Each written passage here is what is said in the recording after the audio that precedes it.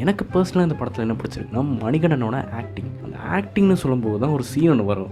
அவர் ஒரு 4 பேர்கிட்ட கடன் வாங்கியிருப்பார். அந்த கடன் வாங்கின 4 பேருமே ஒரே டேபிளில் உட்காந்து குடிச்சிட்டு இருப்பாங்க. குடிச்சிட்டு இருக்கும்போது அந்த சமயத்தில் இவர் ஒவ்வொருத்தர்கிட்டையாக ஃபோன் பண்ணி கேட்பார். அந்த 4 பேருமே வேறு வேறு ஊருக்காரங்க, அதனால் வேறு வேறு ஸ்லாங்கில் தான் பேசுவாங்க.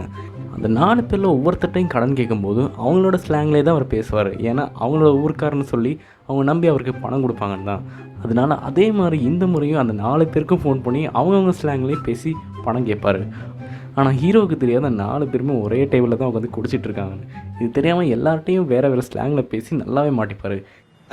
அண்ணாச்சி எப்படி இருக்கே? சௌக்கியமா இருக்கீங்களா? ஒண்ணு இல்ல, பிசினஸ்ல கொஞ்சம் சிக்கலாயிட்டு ஒரு 50,000 ரூபாய் தம்பிக்கு டாப் அப் பண்ணி விட முடியுமா? நாகர்கோயில்கார உங்களை விட்டு வெளியே எங்க வாங்க கூடாதுன்னு பாக்க சொல்றா. அண்ணே எப்படின்னா இருக்கே? சந்தோஷமா இருக்கியானே? ஒண்ணும் இல்லண்ணே, காலையில பேப்பர் படிச்சானே அரசாங்க பட்ஜெட்டை பத்தியா? என்னண்ணே ஒண்ணும்னா பழகுறான், ஒரே ஊருக்காரன், தம்பி பிசினஸ்ல கஷ்டப்படுறேன், 50,000 ரூபாய் மாத்திருங்க. இல்ல நான் அப்படி இல்ல நினைக்கல. வேற என்ன நினைச்ச நீனு?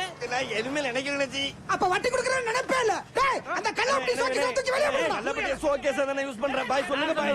பாய் நான் தம்பி மாதிரி பாய்.